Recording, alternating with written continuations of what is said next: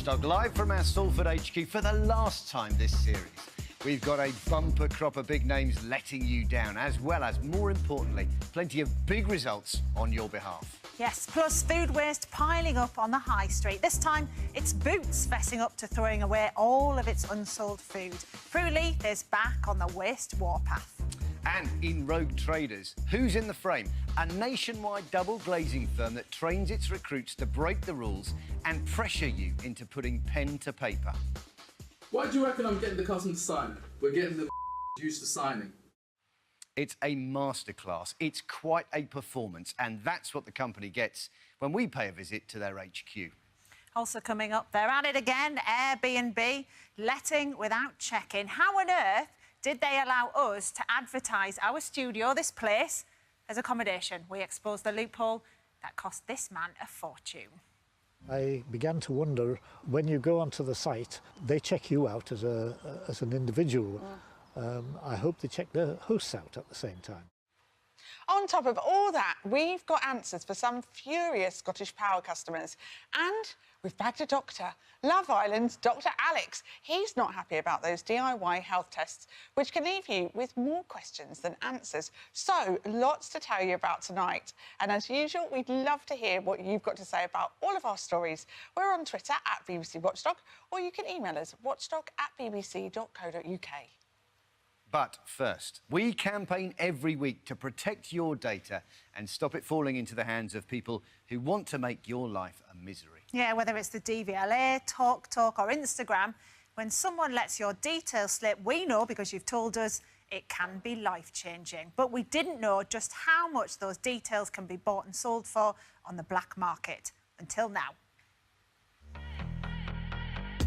Your personal information is the fuel that makes loads of companies run. And that means, well, it's really valuable. So it won't surprise you to hear that criminals are willing to pay for your details. So things like your credit card information, login details, even identity documents. To find out their price, we sent privacy and cyber security expert Simon Migliano to the internet's dark web. It's unbelievable what's out there, isn't it? It's incredible. There's thousands and thousands of pieces of data being sold every day of the week. I can guarantee that almost every single one of your viewers has had something stolen. Me included? You included, me included. That's really scary, isn't it? Right, well, come on, let's go and look what you found out. Simon's pulled together loads of prices for black market data, and we've chosen 24 of them many of us might use. Ta-da! Wow. So, this is our data table based on your research. Quite literally. Yeah, exactly. So, I'm imagining bank account details are going to be the things that are worth the most. So let's have a look what you've worked out on that. Wow, £1,000. That's right. Don't forget, it's easy cash. They can withdraw all of your money or transfer it straight away, and also use that information to commit further fraud as well. Now, I never thought criminals would pay that much for your bank details, and clearly neither did some of you. Oh my goodness! On average, over £1,000. Really scary. But not all of your logins will go for that much, so let's see how many of you can guess what a fraudster would pay for some of those other details. Do you have any of these accounts? Gmail. So a criminal would pay for your login details £4.50 nearly. Oh, that's cheap, yeah. The reason why it's not as much as you might think is because there's just so many details for sale. Well, the criminals are hoping that there's some personal information in there that they can extract and use to commit other fraud. Uber. Yeah. Just okay, so I'm not too bad. Criminals will actually use that to get taxi rides and have you pay, typically in Russia. That's happened to my friend, actually. Any others that you've got? Delivery, yeah. Probably more than I should. Yeah, me too. Just over £3. Now, while some of these sell for just a few quid, the true value is much higher because, of course, a lot of us reuse our usernames and passwords. They'll run it through some software and check it against hundreds and hundreds of other accounts in the hope that you've been lazy and reuse that password. With your driving licence, an electronic copy would sell for less than £14, but the real thing is in another league. If a criminal wanted to buy your driving licence, they would pay about... You are kidding me. Are you surprised? Nah, because with a licence you can do a lot. Yeah. It's basically photo ID. Now, interestingly, your credit card details would sell for less than £33 and your debit card around £46. But there's one login worth more than those two combined because it's a backdoor into your bank account. Try turning over PayPal. Right, OK, so how much would a criminal pay for PayPal? Oh, wow, nearly 85 quid. It's a very, very popular type of account with fraudsters, and that's because you can connect your credit card and multiple accounts to that PayPal account. Once a criminal has access to the PayPal, they have access to the rest as well. And that's scary if, like Watchdog viewer Kaylee, you use PayPal for almost everything you buy online because you don't have to keep putting in your bank details. I had my PayPal account for probably about 10 years. I could never be bothered to go and get my card, so I just put my PayPal password in and my card details were already uploaded onto there. And that meant once criminals had her PayPal login details, it was easy for them to blow 150 quid on shoes, then close the account so Kaylee couldn't do anything about it. People use PayPal because they think it's safe, especially in this day and age where there are so many scams. People are frightened to use their bank cards online because they think this sort of thing is going to happen, so they turn to retailers like PayPal to do the transactions for them to give them peace of mind. PayPal refused to accept that there had been unauthorised access to her account, and it took 4 different appeals before they finally listened and refunded the money. But how did they get into Kaylee's account in the first place? Well, cybersecurity expert Scott McGreedy has been finding out. I did find your password was listed in a few data breaches. Right. And what that means is your username and password have been dumped to the public. That's really bad. Yeah. It happens to everyone. My email address has been breached as well, and I'm appearing most of the same breaches as you do. Okay. Running it through some decryption tools, we can find some passwords. These passwords, do they ring a bell? Yeah. Yep. Yeah. Okay. The top one is the PayPal password. Okay. The password is just the start. A fraudster then needs to get your username or email address, which might have been part of another breach. Put them both together and they've got a working login they can sell on the dark web. It is scary to think that you could find that so easily and in such a short amount of time. Scary, but easy enough for PayPal to stop if they just did what loads of other companies do and force every account to use what's called two-factor authentication. It's great. It sends you a text if you're logging in from a new device, if you're making an unregistered purchase, or if they think, hey, wait a minute, there's something kind of suspicious here. In Kaylee's case, that would have been enough to stop the fraud in its tracks. And if PayPal did this automatically for everyone, the dark web price for their logins would plummet. Instead, Simon's research shows that the opposite has happened and they've shot up in price in the last few months. So putting that together with everything else, I want to know how much he reckons all my details would be worth on the dark web. For example, I've got a Deliveroo account, Twitter, Spotify as well, and Apple driving licence, bank details, a debit card as well, British Airways, Uber, credit card as well, because I've got one of them. So let's add them up then.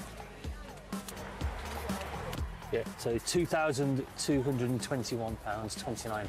So a criminal would pay about £2,000 then for those bits of information about me? Absolutely, and the reason why is because they can make an awful lot more profit out of that than just £2,000. Simon's worked out the average online identity would currently sell for £2,400. Now that is triple what it would fetch just a few months ago, and all of this highlights what we hear all the time: you've got to keep your details safe. But I'm definitely going home and changing all my passwords. Unique passwords. I know. My age, that's really tough. I know, I can't remember even one password. I know, it's really bad. Well, good news off the back of that. We got a result. PayPal admits they could have done more to support Kaylee when her account was hacked. It's apologised and given her a goodwill gesture of 100 quid. But we've heard plenty of similar stories. PayPal wouldn't tell us anything about their security measures or if they had any plans to automatically activate two-factor authentication. But you can set it up yourself, and there are details of how to do that on our website. Rogue traders next, and double glazing is an industry that's been so riddled with pressure-selling techniques over the years, it's not even funny anymore. In fact, it's so unfunny they made a sitcom about it. But just because it's been going for years, that doesn't mean that white gold isn't a good business to be bad at.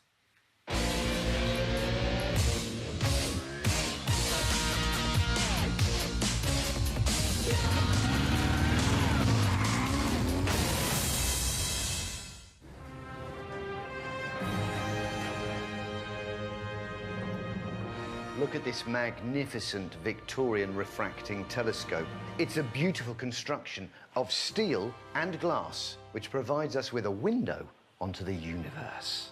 Oh, hang on, he's talking about selling double glazing. Through it, we can witness celestial bodies as they revolve around each other, exerting gravitational pull and causing events to change. He's still talking about selling double glazing. You just wait and see. Let me introduce to you an astronomical name which brings with it astronomical bills. Zenith. Zenith Home Improvements. Oh, he brought that round beautifully, didn't he? Well done. That's very professional. Very good. Very good. A zenith is the highest point of a celestial sphere. The lowest is the nadir, which some of you say nation-covering double glazing company Zenith Home Improvements is rapidly plummeting towards with its pushy sales tactics. And we've had a string of complaints about them pressure selling you into buying their windows, including from the couple I'm about to meet. I think this is the place. Graham and Joe in Nottingham. Yeah, this is the place. They booked in Zenith for a no-obligation quote to replace 7 windows and 1 door and wanted to pay no more than £5,000. They claim it took the salesman over an hour and a half of hard sell to reach his astronomical blast-off price. He looked at us both and he said, so that would be 17,000. There's no way we could afford £17,000. But guess what? He had a huge discount up his sleeve. They could reduce the price down to 11,000. We said no, that was still far too much. Then he said, you mentioned that you wanted to pay cash. So he said, I'll ring my manager. And like magic, Jones says, the manager reduced the price again by nearly £5,000 to just over £6,000, but for 1 day only. How are you feeling during this process? Tired and fed up, feeling awkward, a little bit embarrassed saying no. We've got to make a decision because we won't get the offer again. We were exhausted, quite frankly. Eventually, they caved in and put down £349. What happened next was a surprise. She said, you will pay the credit company. So I said, well, we're paying cash. Yeah. Oh, no, he said, we don't accept cash. But you'd received a discount on the basis that you were paying cash. That's correct. How long do you think this guy was in your home? Almost 5 hours. Wow. Despite feeling uneasy, the couple signed the credit agreement. Later, still feeling uncomfortable with the way they'd been pressured into paying over the odds, they cancelled and got their money back.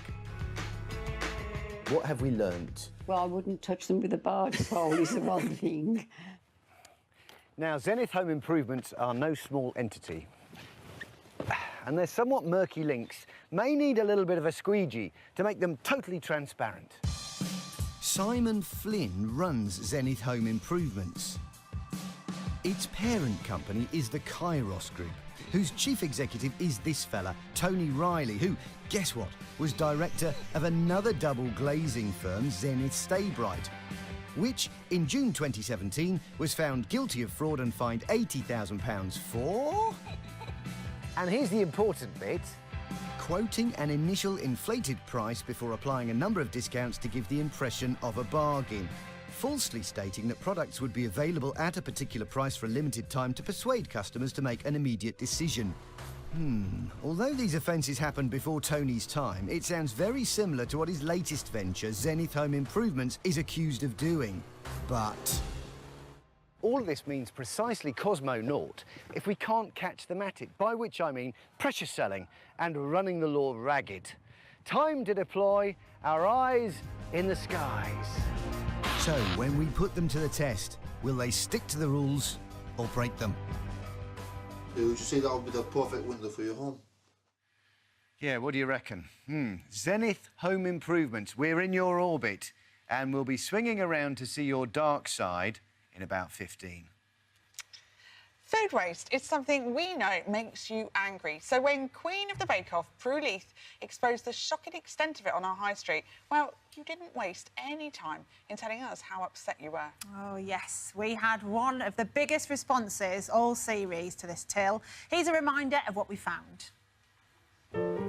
I'm popping into some individual branches of the biggest sandwich retailers on the high street to ask them what happens to their leftovers at the end of the day.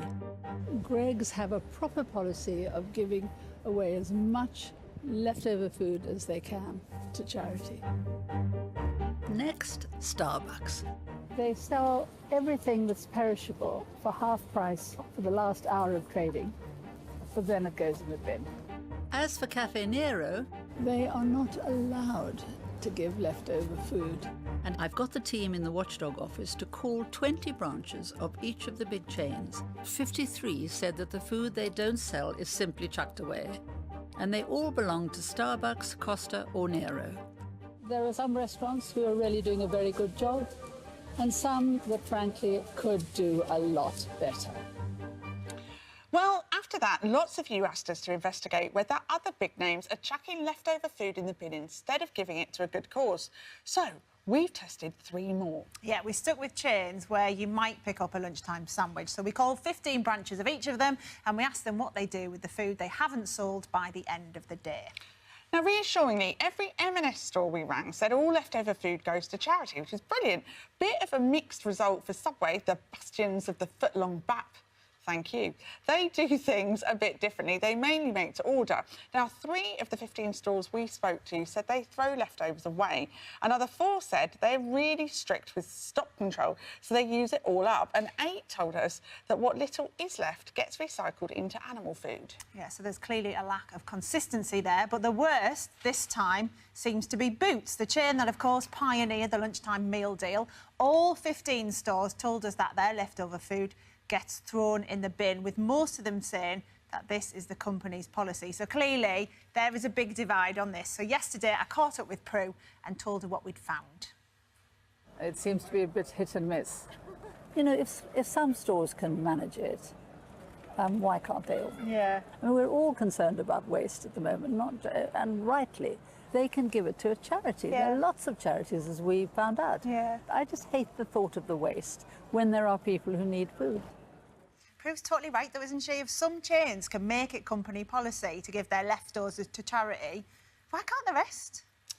After our first report on this, Costa told us it lets individual stores decide on whether to give to good causes, and it, along with Starbucks and Cafe Nero, all insisted they're committed to reducing food waste. Yeah, Boots said the same, adding that the majority of its food waste is from sandwiches and chilled items with a short shelf life, which makes it more challenging to donate. But it also said it is exploring how to increase the amount that it does donate.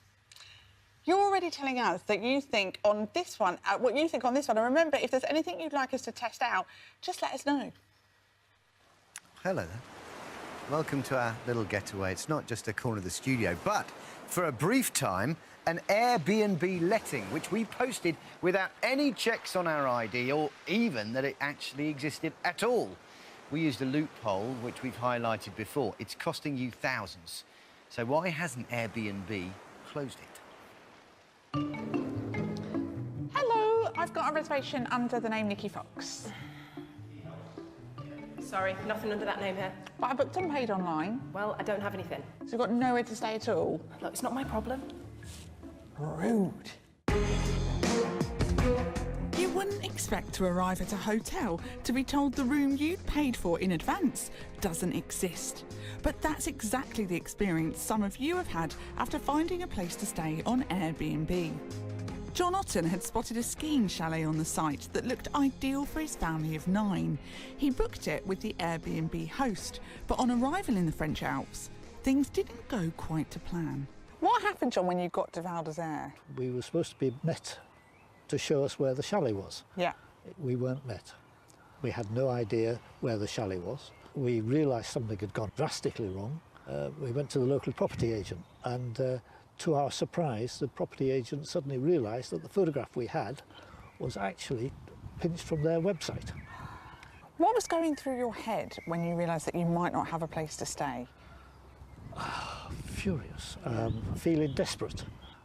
But of course, when you want a bed that night, you take what you can get. John and his family ended up shelling out big time for an alternative place they could all stay together. John, how much had you paid for the chalet? €4,400. And how much did you have to pay again so you had somewhere to stay as a family? 7,300. Wowzers, it's a lot of money. A lot of money. Someone somewhere had duped John into believing they were the real owner of the chalet and taken his money for a holiday his family was never going to have. But what makes all this really stick in John's throat is that when the so-called host had requested he pay by bank transfer, he contacted Airbnb to see if the host was for real.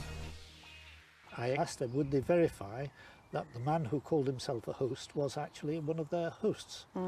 But I got a standard reply and said, beware of people fishing, which was not helpful at all. We discussed it as a family and we said, yes, we think it's genuine. So we went ahead and I transferred the money. How did you feel when you found out that you'd been duped? Someone on I was a Airbnb? little bit ashamed. Oh, no, you shouldn't feel like that though, John. Airbnb does warn on its site not to pay outside its own systems, but even so, the big problem here is that fraudsters can so easily post fake property listings in the first place. After all, some bookings require users to upload photo ID to make a reservation, so you might assume that hosts would have to do the same. Guess again. I began to wonder, when you go onto the site, they check you out as an individual.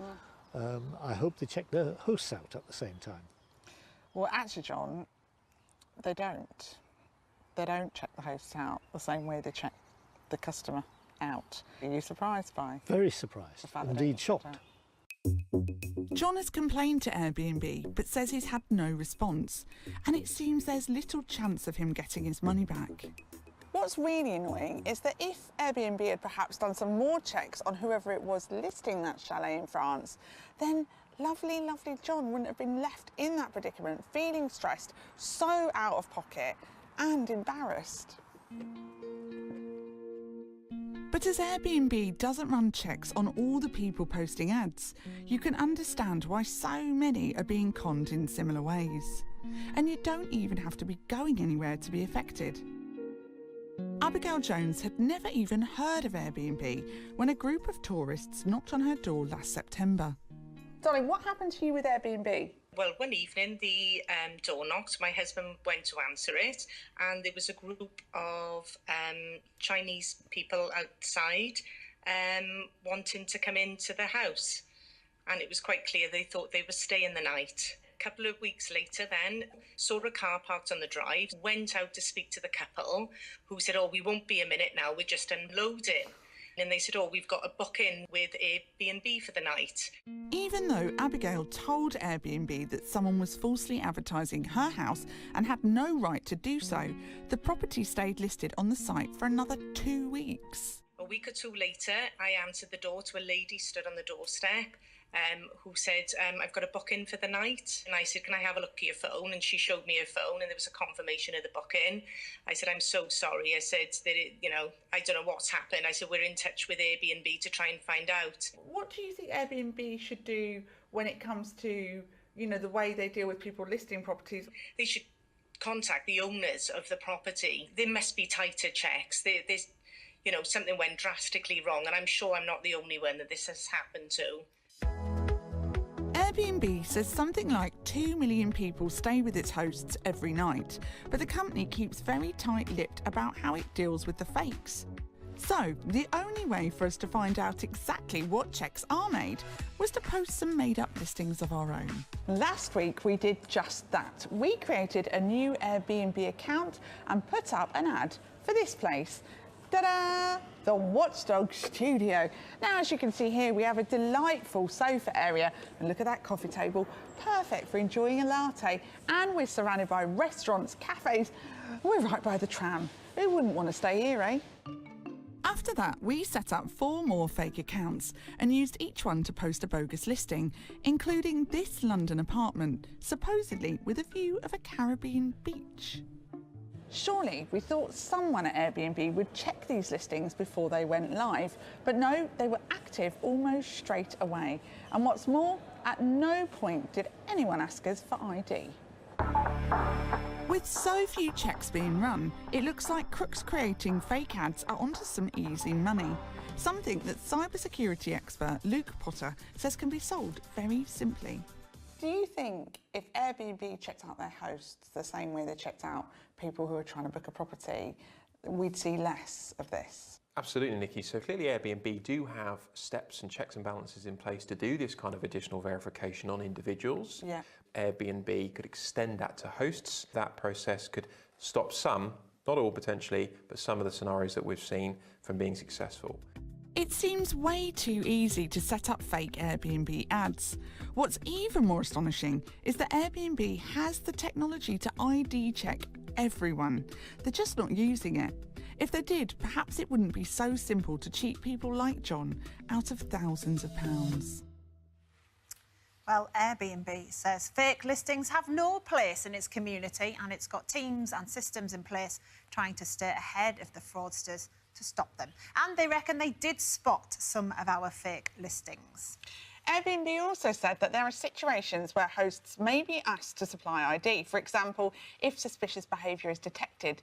But it says such issues are extremely rare, and when they do happen, it acts quickly to put things right. It wants to put things right for John, but hasn't said yet if he'll get any of his money back. Still to come. Not what the doctor ordered. Love Island's Dr. Alex gives his diagnosis on the home health tests he says aren't worth your money. So the idea that you can walk into a shop and pick up a box that claims to give you the answers, I'm just not buying it.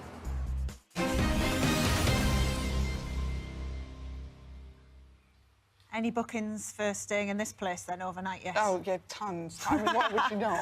What are people asking you about? Well, we've had loads of tweets and emails. Thank you so much. Claire and Gemma, just two of the people, Steph, that are saying they're off to change all of their passwords Yeah, it's immediately. scary, isn't it? That is terrifying. Joe said it's so scary how easy our details can get into the wrong hands. Thank you, Joe.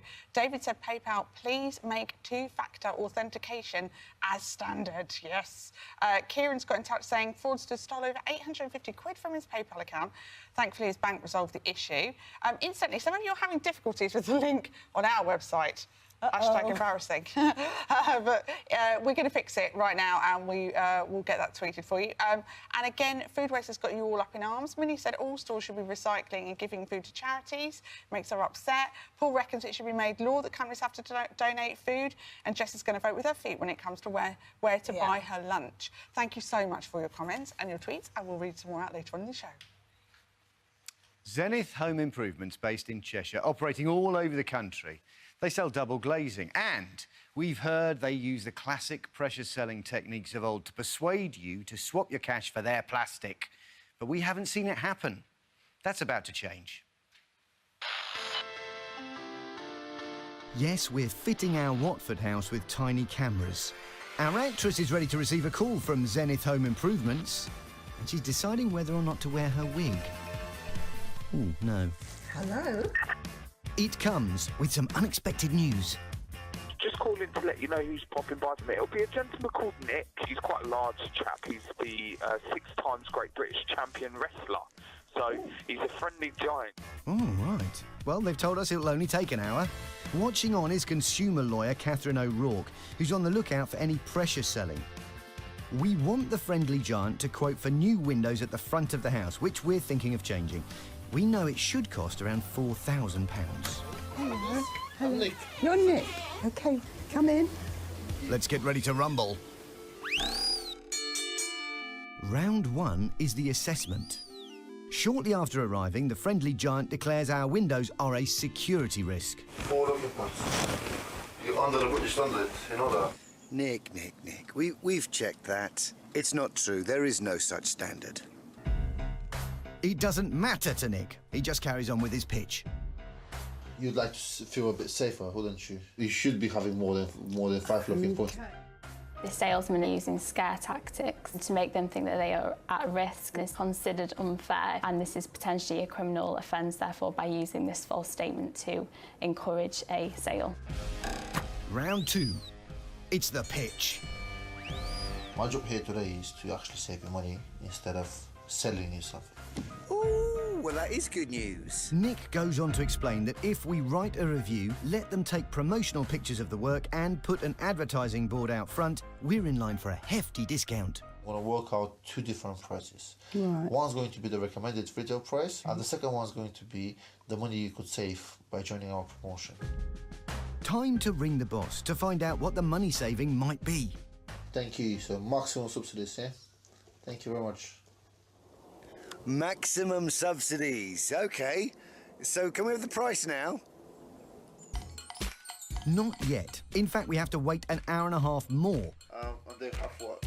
In the meantime, Nick gives us a little demo with his window. Would you say that would be the perfect window for your home? Finally, after the best part of 2 hours, it's round 3. The price, and it's a pile driver. It's a lot of money. 20,980 pounds. How much? 20,980 pounds. You're having a laugh. Is he having a laugh? But remember, there is a second price if we agree to promote his product. I don't want to pay this money, madam. The promotion is much lower. 16,008 pounds. Would you go ahead with this price? I'm not sure. It's a lot more than I thought it was going to be.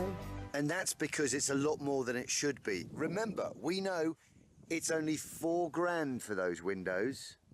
4. Can I have 2 or 3 days to think about that, please? What it is, if you say no to the subsidies, they'll go back to the pot. One more deal today, or 2 more deals today, and the subsidies are gone. So if you say no to everything, then you're looking at £20,980. Under the regulations, it is considered automatically unfair to entice the customer by saying that a particular deal or an offer is only available at that set time for a limited period, when that is not in fact the case. So, another possible breach of the regulations then. We declined the ridiculous offer, but 2 hours in and Nick's still going strong. You have been here rather a long time. When I made this appointment, they told me it would only be an hour. But Nick presses on, and he's got another discount up his sleeve. It's a tag team move with his manager. Wow, big difference, Matthew. Thank you. £9,936. We see the price dropping significantly within a very short space of time. To me, that suggests that the initial calculation of the price is, in fact, a false statement. And it's still a rip-off. It should be less than half of that. So, the friendly giant showcasing 3 classic pressure sales techniques here. A huge first price, followed by a big reduction, a time-limited deal, and the old phone call to the manager for a further price drop. Unhappy, we turned down all his offers. I don't want to make a decision at this precise moment. Yes, but that's one-off price. But is this just a one-off, a rogue salesman breaking the rules? Well, to find out, we need to go undercover at Zenith, and as luck would have it, there's a position to be filled. So we apply. Fingers crossed. Oh, she's got the job. That was quick. Wasn't it just? So, one champion wrestler down, we've got our own undercover grappler going in to wrestle the truth out of Zenith. Come back soon to see if we can get them in a headlock at their office in Milton Keynes. Talking of fighting, anyone see the Anthony Joshua fight? Yes. A few. Well, it was a pretty bad week for him, to be fair, and a terrible week for his pants, because one of the sportswear brands that sponsor him, Under Armour, had a bit of a website drama issue. Yes, it was offering knockdown prices, but instead of looking box fresh in your new gear, lots of you ended up kicking off about what happened next. Sportswear brand Under Armour is a global success story, but loads of you say their customer service is in a lower league altogether. They've cancelled orders out of the blue and only given you some of your money back, if you got any at all. Got to the 5 days, no refund, nothing. I received a refund, but it was for a fraction of the amount that I actually purchased the items for. 5 working days came and went, no refund. I'm not so much mad about the fact that they didn't honour the order, it's more the fact that they've held my money. Definitely feel shortchanged by such a big brand. Our inbox went into overdrive with dissatisfied customers. So what on earth happened, and how can you fight to get your cash back? Not good. Well, with us is Derek. You're one of the more than 100 people, actually, who contacted us about it. So what happened to you? I'd like the hundreds of people out there. I got a confirmation email. He was going to accept my order, took my money. Great. It's all coming over. Yeah, so you bought, like, a trainers, shirts and things, and it all got confirmed? All got confirmed. 3 days later, it's not accepting it, but they've got my money. Right. And when I actually do get in touch with them, my money is less than what I paid. So they gave you a refund, but it was less than what you'd actually paid for the stuff? It was, yeah. Was it a lot less?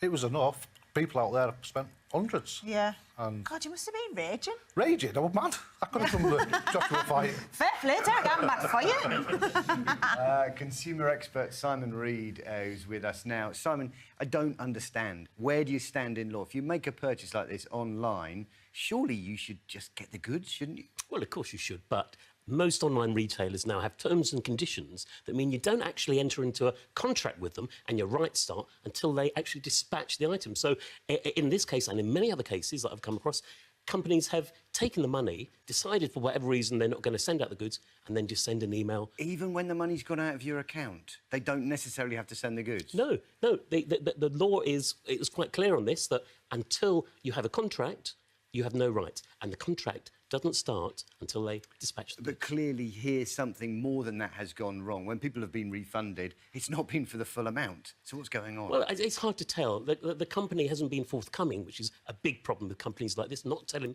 people what's going on. I think they made a mistake. They made another mistake by not making the right amount, sending back to customers. It may be that I think there may be just a little woman who's dealing with these hundreds of complaints and not really dealing with them very well and getting confused. It could equally be a bloke. We have to say that. It's very important.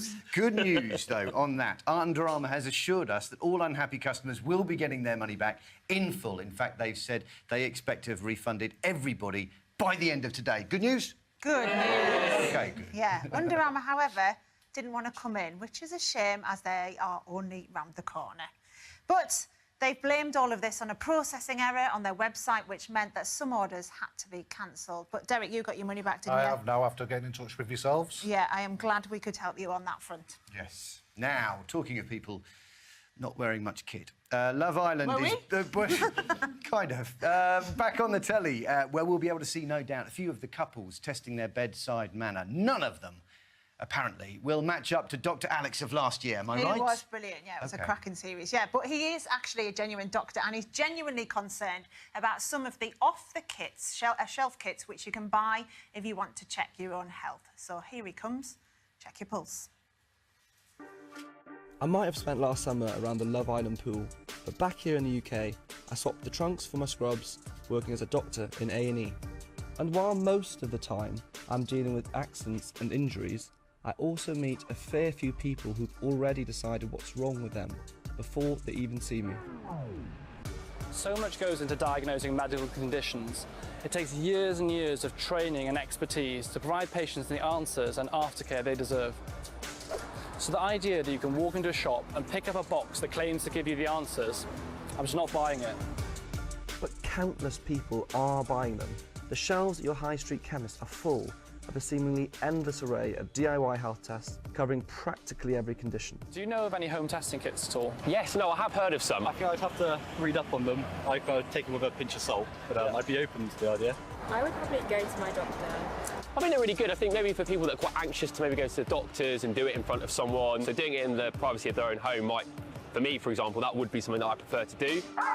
Some of these off-the-shelf tests are really important and can give you more of a black or white answer, a kind of yes or no, like pregnancy tests. But there's a new generation of health tests which are looking at conditions as varied as cholesterol to stomach ulcers and even dementia and cancers. These are really complicated conditions that need much more care and explanation than you're ever going to get out of a packet. And a quick look at the kits available from even big name stores leaves me more concerned than ever. I'm on the Boots website. There's actually a personal blood check here for diabetes. It says here you should take this test if you experience excessive thirst and fatigue. These are among the symptoms your GP would look at when considering diabetes. And to be fair to Boots, the website's clear. This test doesn't take the place of visiting a doctor, but that just makes me think, why bother buying it at all? I think there's a bit of a contradiction here, because the website is saying that if you're experiencing these symptoms, you should consider taking a test, but at the same time that they're not a substitute for seeing a doctor. So it's kind of misleading for patients and actually quite confusing. For me, another big problem with an off-the-shelf test is that, whatever the result, it won't give you a proper understanding of the particular condition. Take, for example, this kit, widely available from stores, including Lloyd's Pharmacy. It's supposed to detect if you have a higher risk of developing stomach ulcers, but it can't give you any definite detail. What this actually is looking for is the presence of a bacteria called H. pylori. It is estimated to be present in around half the world's population. This kind of concerns me, because just because you have the bacteria doesn't mean you've got stomach ulcers. Equally, you might have stomach ulcers for another reason. So I'm not sure diagnostically what this test is even saying. Again, this product does say the test can't replace a GP, but the wording around some of these tests is very different on the website of the Co-op Pharmacy, a group of chemists that separate the more familiar Co-op brand. And that really worries me, because it's suggesting a home test can be a replacement for seeing your GP. It says, if you're having restless nights over your health, would you like to get some healthcare answers without visiting a GP? Now, I do think this is a bit concerning and somewhat misleading, because a lot of these conditions do actually need further assessment and a plan formed by a healthcare professional, certainly not by people in their own homes. Now, this website too is peppered with the caveats about the limitations of home testing kits, but when, to me, the benefits just aren't clear, I'm curious as to why people splash out on these sort of tests at all. Hi, Mike. Hi. Mike Cassidy took a testosterone test at home a few months ago and would happily use a home testing kit again. The convenient element is quite a strong pull, possibly for, well, certainly for me, but also maybe for a lot of other people who don't necessarily want to speak to their GP about it straight away. You know, it could be that looking into it through a home test actually prompts them to go to their doctor, whereas otherwise they just ignore the symptoms. Well, maybe, but I know from my own job how important it is to be able to answer patients' questions so they fully understand the results. And that's something no home health test can do. What if you had a really abnormal reading or result, and then you have to deal with that in that moment in time, in something that can be quite concerning or worrying, without being able to talk it through with a healthcare professional? I don't really know what the answer is to that. I mean, in a way, it's good for people to take proactive steps to investigate their own health, but I think it needs to be quite clear that it's not a diagnosis. I'd agree with that, but I still think you may as well get a test done for free by your GP, rather than shelling out on what can sometimes be a fair bit of cash for one that won't necessarily give you all of the answers. And the ones that bother me most of all are the more expensive on the market. They claim they can tell you conditions you might develop in the future by testing your genes to measure everything from your cancer risk to your athletic prowess. But it's not just me these genetic testing kits don't impress. I've seen these tests that claim to tell you whether you're more susceptible to disease. Is it as simple as that? The short answer is no. The problem is that the little bits that we do know about the genetics, we just know maybe 1 or 2% of the genes that contribute to these things. If you imagine trying to read a book and you can only read 1 or 2% of the words, you wouldn't have a clue what the story is, but the companies that sell these tests, they're just reading that 1 or 2% of the words. A good example is this test, on sale at Boots for up to 150 quid. While it's sold with all the usual caveats about not being a diagnostic tool, it claims to test for a genetic mutation linked to breast cancer. But the results you get are extremely limited, which is why Cancer Research UK shares my scepticism.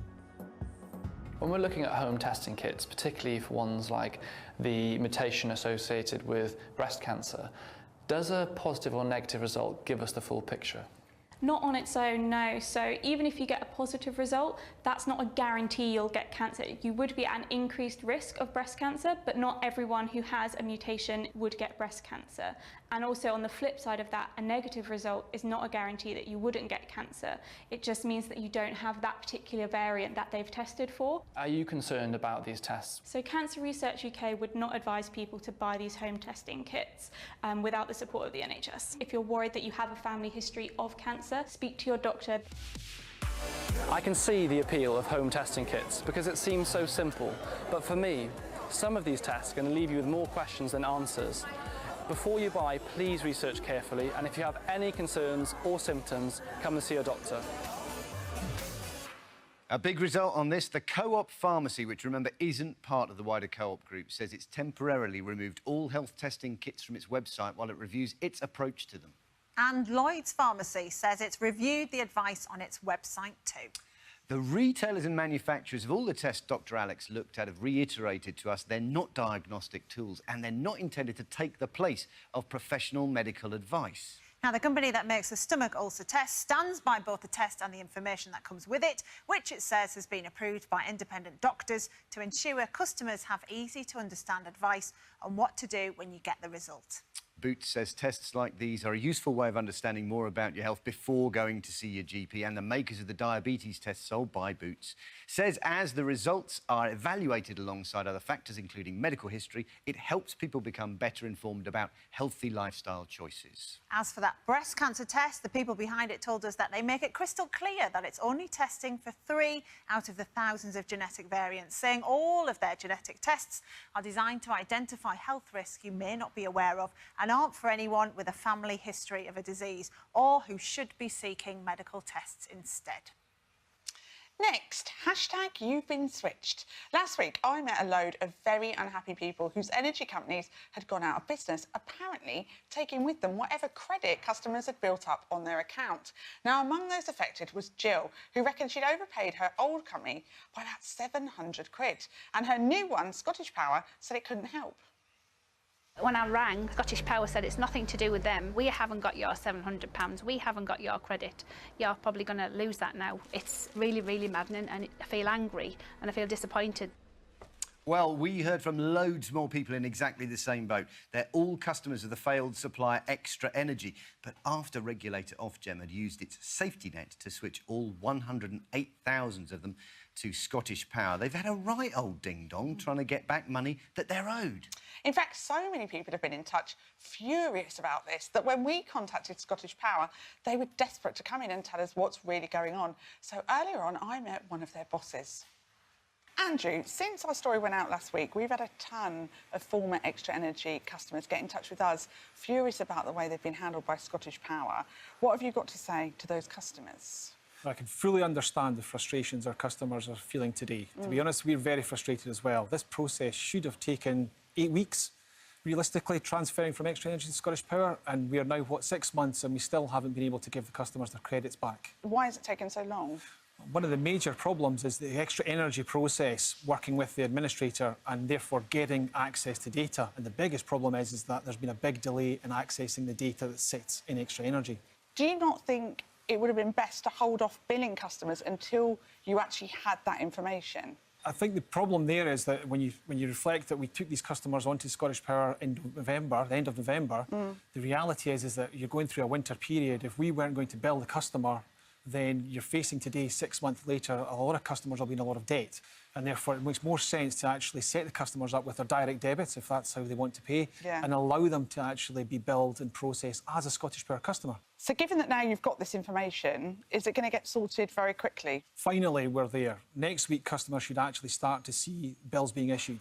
It should probably take us up until early August to have all the customers' bills issued, and therefore, any customer with a credit balance, we will honour that credit balance. Do you get the frustration of customers, though, Andrew, in the sense you've wanted to come on here today to tell us about this, but it seems that people that I spoke to didn't really have any communication with Scottish Power at the time? We have been engaging with customers as we've been going through the process and explained to them that we have a delay. But the uncertainty that the customer faces, we have been facing the same uncertainty. We've had no concrete dates back from the administrator when they can issue the bills. In my 27 years in the energy industry, I've never, ever experienced this before. Yeah. And we did not anticipate that this was going to happen. We expected the bills to be issued in a timely manner.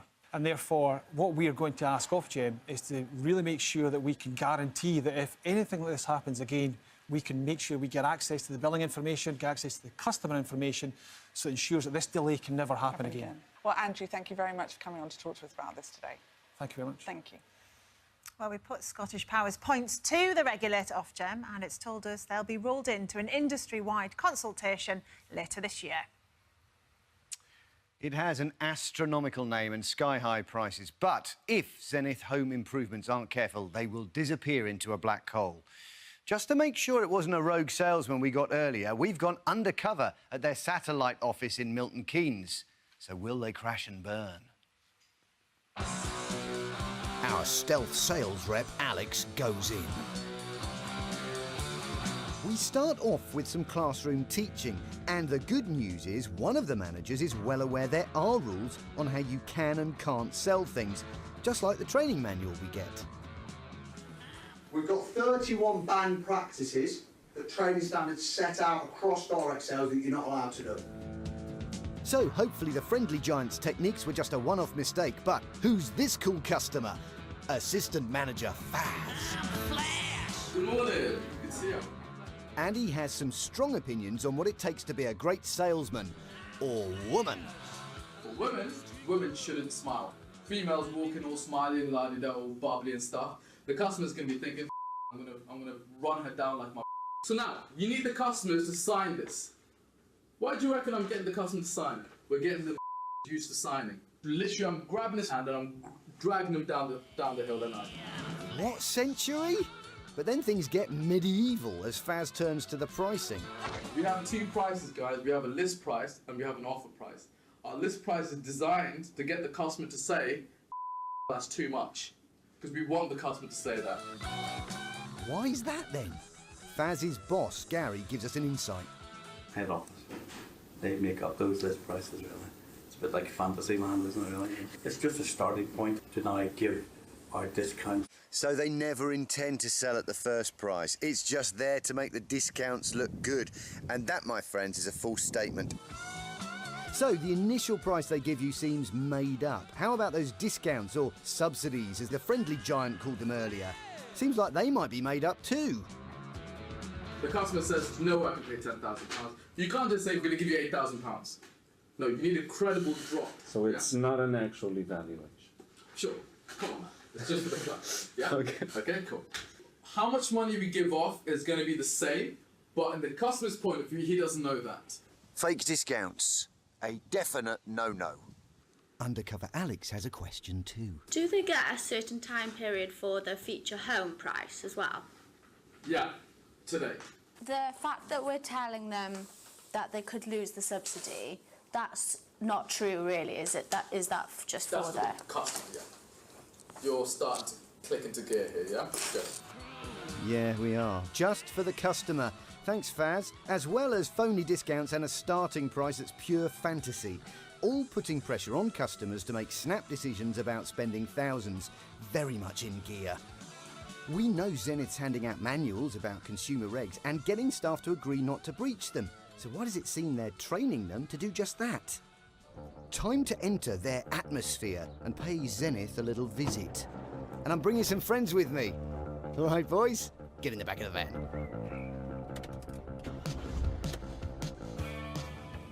We've spotted Zenith, or at least we know where the headquarters of Zenith Home Improvement are. And we're going to go there because we'd like a chat. If they don't want to chat, we'll think of something, won't we? Yeah, something. We've told Zenith about our investigation, but their response doesn't really explain how the issues we've seen have happened. So I want to see if the boss is around. We're not allowed to film this next bit. Interesting.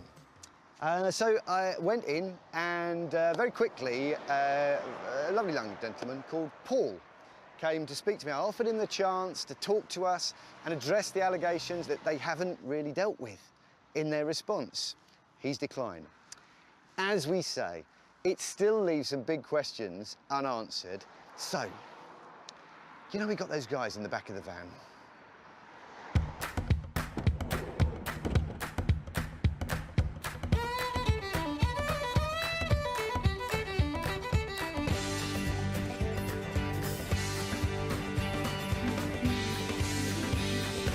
The thing is, there is a good way to sell windows. So we've written a song about it. 1, 2, 3, 4. Hey! If you're selling windows, please act with integrity. The people that you're selling to are just like you and me. Keep your prices in plain sight. Be transparent and polite. Tell the truth, don't stay all night. When you're selling windows, we know you have a job to do. But we have had our eye on you, and we don't like the things you do. When you're selling windows, play the game and be good eggs. Don't just look for bigger checks. Brush up on consumer regs. When you're selling windows, when you're selling windows, when you're selling windows. So just play that whenever a window salesman comes through the door. They'll get the message. Good night. The Ukes of Hazard there, available for weddings. Zenith Home Improvements has thanked us for our findings, says a full investigation is underway and it will take appropriate action. The company stressed that neither Zenith Home Improvements or parent company, the Kairos Group, were associated with Zenith Stay Bright. It's told us the discount for customers who promote its products is a legitimate marketing initiative and says our stooge only attended part of its training, which is supplemented with independent legal and compliance training. It doesn't endorse the conduct of salesman Nikolai, the friendly giant, who it says was inexperienced and has now left the company. It's called our suggestion that Graham & Jones' products should have cost £4,000 misleading and says regulatory compliance is at the forefront of its ethos and strategy, in particular highlighting its training manual and robust checkpoints at the after-sales process. But when we've had so many complaints, it still sounds to me like a lot more needs to be done. Certainly does, doesn't it? Yes, now a huge thank you tonight for your emails. We've had loads. OK, double glazing company in our Rogue Traders film. Here we go. Zoe and Steve, among the people saying it mirrors their own experience. Initial quotes plummeting, sometimes by as much as half or even more. Matthew says when they came round to his house 3 weeks ago, they were there for 3 hours. Meanwhile, Matt said, this is about home testing kits, he wouldn't use them, the kits that Dr. Alex was talking about. But he said you can't blame people when it's not always easy to get an appointment with your GP. Very true. Yeah. Rick said, surely doctor's advice is the only way to be certain if you're worried about your health. True, true, but again, appointment times. On Airbnb, Peter said people posting properties should be required to take a picture of themselves to prove who they are. Alyssa said, OMG, Alyssa, how can Airbnb vet people who book with them but not with the host? That is such a good point. Crazy, doesn't it? It's so crazy. Well, because one's paying and the other's receiving. Maybe that's something to do with it. Yeah. And loads of you asking if they can come and stay in our studio. I mean, you wouldn't want to know it, but I think Scott that's a bit Dampness tight, you know. Yeah. There'll be no fixtures or furniture because we're off air soon. But... Yeah, I know. Can you believe it? Yeah. That's actually it from us tonight, and indeed this series. But we'll be back in the autumn. And throughout the summer, our team will be beavering away. So do please keep your stories coming in. We do read our emails. Yes, whether it's a scheming rogue or big name letting you down, we want to know. So email us, watchdog@bbc.co.uk, and we'll see you in a few months. Until then, goodbye. Bye-bye.